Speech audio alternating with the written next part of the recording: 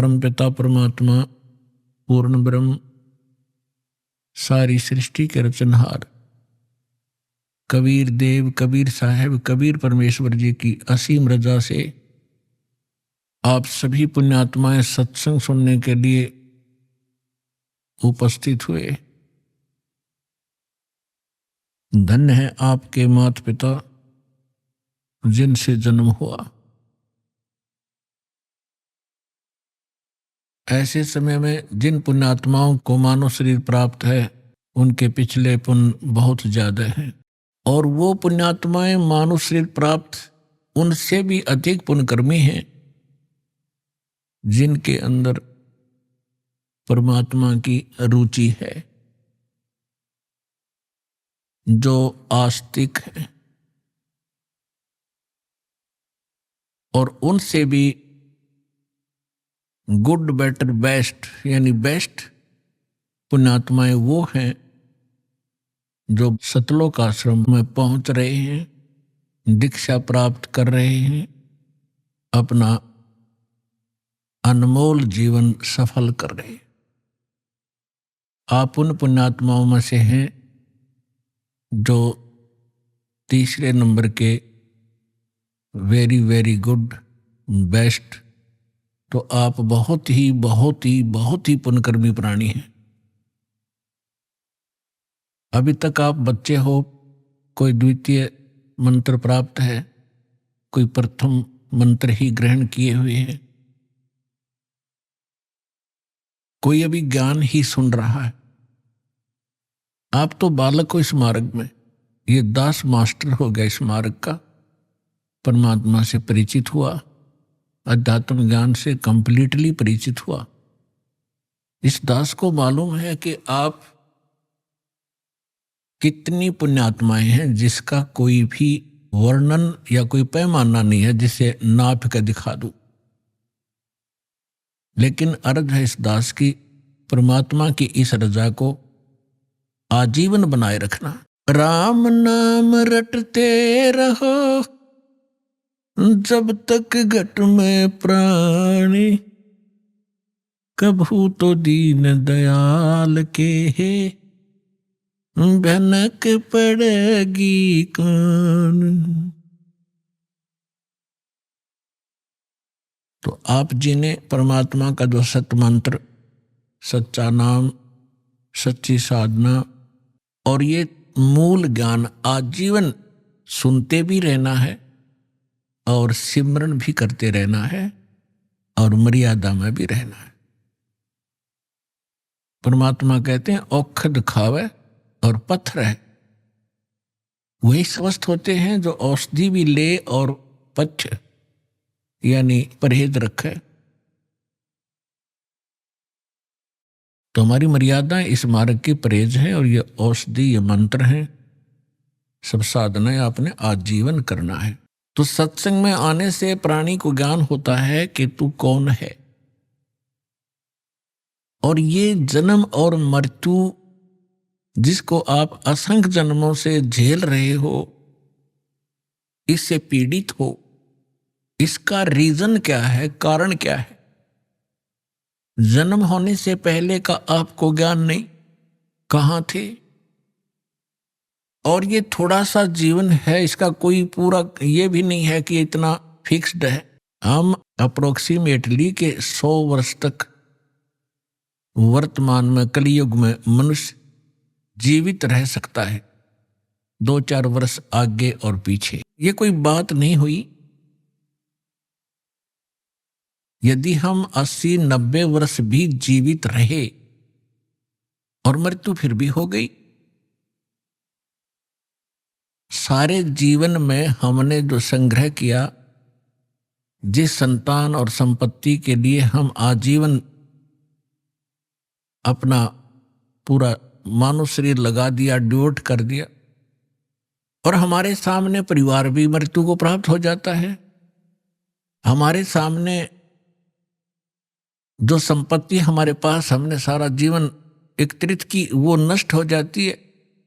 जैसे सन 2001 के अंदर 26 जनवरी भूकंप आया गुजरात के अंदर, जिन मकानों को, जिस प्रॉपर्टी को बनाते बनाते 2-2 3-3 पीढ़ियां लगी, अंत में उन्हीं के नीचे दबकर मर गए, मृत्यु को प्राप्त हो गए, परिवार नष्ट हुए। What is this? ये क्या है? हम सोच भी लेते हैं, लेकिन हम इतने अभ्यस्त हो गए कि वो मर गए, दुख है, खेद है, बहुत बुरा हुआ, शेष बचे हैं अपना उसी स्पीड से वही कर्म, वही क्रियाएं कर रहे हैं जो वो कर रहे थे। आप में क्या परिवर्तन आया? नहीं आ सकता, क्योंकि हम काल के खिलौने हैं, उसी के रिमोट से हम चल रहे थे। अब जब आप सतलोक आश्रम आ जाओगे, फिर आपका रिमोट कबीर परमेश्वर जी के हाथ में आ जाएगा।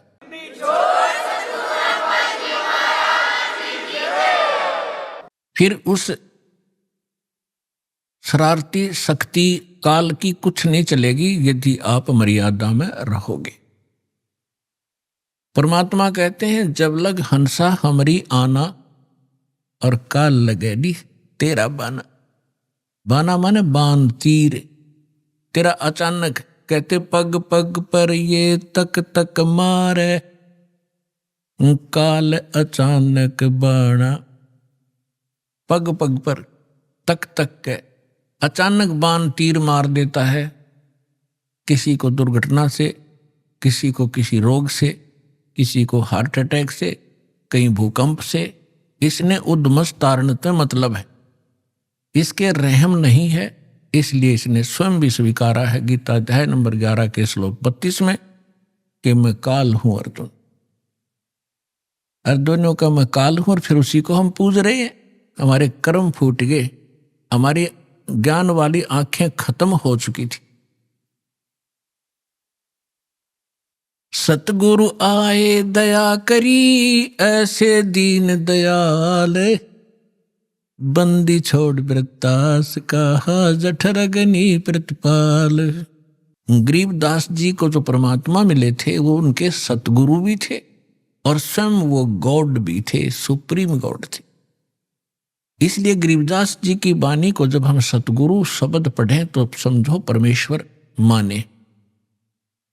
तो यहां गरीबदास जी कहते हैं, परमेश्वर आए दया करी, खुद आए अपना वास्तविक ज्ञान बताने के लिए और हमें इस जन्म मृत्यु का राज समझाने के लिए कि तुम क्यों जन्म रहे हो, क्यों मर रहे हो, ये क्या कारण है। जिस संतान को आप अपना मानते हो, 1 मिनट में मृत्यु हो जाती है, आप कहीं गधे बनकर घूम रहे होते हो और संतान वहीं दुख उठा रही होती है इस काल के लोग। तो आपकी कैसे हुई वो? जिस संपत्ति को अपना मानते हो, अरबों खरबों रुपए आपके पास हो गए, बैंक बैलेंस बना लिए, कोठी बना दी, 3 प्लाट ले लिए, 20, और आप जी की मृत्यु होगी, आप बन रहे हो कुत्ते, तो शर्मा मार ले उस 20 प्लाटों को, धर ले सिर पे, क्या फायदा हुआ इसका। तो परमात्मा ने आके हमें जगाया है कि झूठे सुख को सुख कहे, ये मान रहा मन मोद, ये सकल चबीना काल का, भाई कुछ मुख में कुछ गोद। ये काया तेरी है नहीं, ये माया कहाँ से हो, चरण कमल में ध्यान रखो, इन दोनों को खो। जब ये बॉडी तेरी नहीं है, इसको भी छोड़ के त्याग के जाएगा, तो ए भले आदमी, इस संपत्ति को तू अपनी कैसे मान बैठा, ये बुद्धि कहां से लाया तू। तो पुण्यात्माओं, सत्संग सुनने से आत्मा में एक प्रबल शक्ति आती है, एक जागृति आती है, इसको एक विशेष प्रेरणा होती है कि सचमुच ये क्या कर रहे हैं हम। ठीक है, कुछ हमारी मजबूरियां हैं क्योंकि हम विवश हैं। अब इस व्यवस्था के कारण हम सब कुछ जान भी लें और फिर भी कोई दाल नहीं गलती हमारी, क्योंकि जब तक समर्थ शक्ति साथ नहीं होगी, हम इस दलदल से निकल नहीं सकते। चाहे कोई दलदल में धंस गया, उसको मालूम पड़ गया, चाहे पहले नशे में गिर गया, नशा उतरने के बाद उसको पता भी चल गया कि मैं तो इतना दलदल में हूं और जितना हाथ पैर मारता हूं नीचे को जा रहा हूं, तो उस ज्ञान से भी कोई लाभ नहीं हुआ। उसको निकालने वाला बाहर चाहिए, दलदल से बाहर, और उसके बांध कर रस्सा घसीट के बाहर डाले। तो आप और हमारे साथ भगवान ऐसे करेंगे। पहले आपका नशा उतारेंगे कि तुम कहां बैठे हो, क्या कर रहे हो सारा जीवन, और उद्देश्य क्या था इस मनुष्य जीवन का। और फिर ये सतनाम का रस्सा आपका बांध देंगे काखा के नीचे, और फिर घसीटेंगे आपको, इसे बाहर निकालेंगे धीरे धीरे। ऐसे निकालना पड़ेगा कहीं आपको दुख भी ना हो, और सतलोक जाकर बैठा देंगे आपको। तो वहां जाने के बाद पता चलेगा सचमुच हम सतलोक आ गए। ऐसी दया बख्शेंगे आपके ऊपर यदि आप ऐसे भक्ति करते रहे।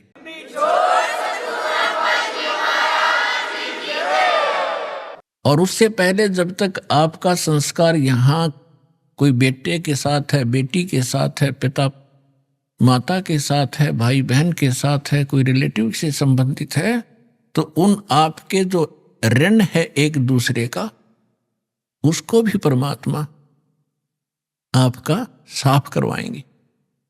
इसी जन्म में ऐसे तरीके से आपको यहां से ऋण मुक्त कराएंगे, आपके संस्कार खत्म किए जाएंगे, ताकि आपका फिर पुनर्जन्म यहां ना हो। तो उसके लिए मर्यादाएं बताई हैं। इन मर्यादाओं का आप जी पालन कीजिए और अपने संस्कार घटाइए। हम आज तक अपने संस्कार बढ़ा ही रहे हैं।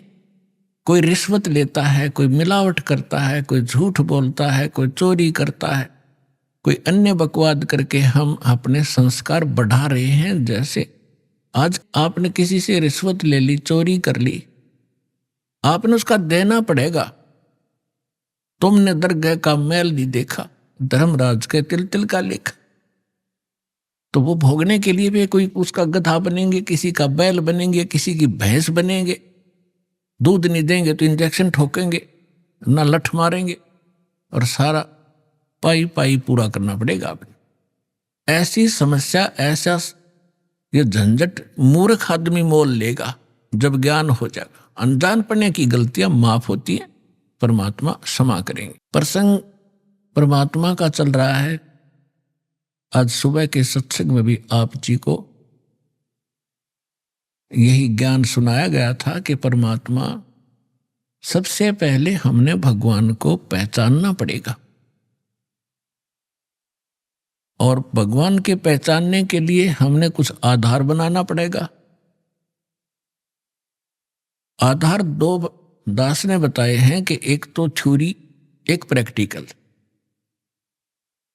अपना प्रैक्टिकल ना हो तो किसी और ने कर रखा हो और हमने भी वैसे ही करना है, तो जो उसका रिजल्ट थ्योरी से मिल रहा है तो आपका भी मिलेगा। आप ऐसे करो। हमारा जो सिलेबस है, जो हमारा थ्योरी है, वो हमारे सदग्रंथ हैं सभी पवित्र धर्मों की। पवित्र चारों वेद, पवित्र श्रीमद् भगवत गीता, पवित्र 18 पुराण, पवित्र श्री गुरु ग्रंथ साहिब, पवित्र कुरान शरीफ, पवित्र बाइबल। पवित्र बाइबल जो है 3 पुस्तकों का संग्रह है। 3 पुस्तकों, जबूर, इंजिल, तौरात, कुरान इनसे अलग है। तो ये पवित्र जो सदग्रंथ हैं, ये हमारा आधार है भगवान को पहचानने और जानने का। तो इसी के आधार से और इससे हटकर जो विशेष ज्ञान है, जो स्वयं परमात्मा के द्वारा दिया गया है, प्रभु दत्त है, वो है सच्चिदानंद घनब्रह्म की वाणी, यानी कबीर वाणी।